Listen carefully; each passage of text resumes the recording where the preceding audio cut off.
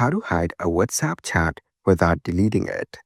To get started, first of all, you need to open the WhatsApp application on your phone. You will then be taken to this page where you can view the chat list. Select a chat from the list. Then, slide it from right to left to see these options. Then, tap on the option Archive from here. You can see that the chat has been moved from the list. To find the chat, you need to tap onto this Archive section. Once you're here, you can see the chat that you moved earlier. The chat won't show up in the normal chat list and it's hidden. This way, you can still have your chat history without deleting the whole chat.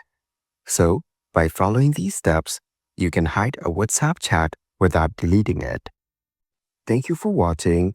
Please leave a like if this tutorial helped you, or leave a comment below if you have any questions related to the video.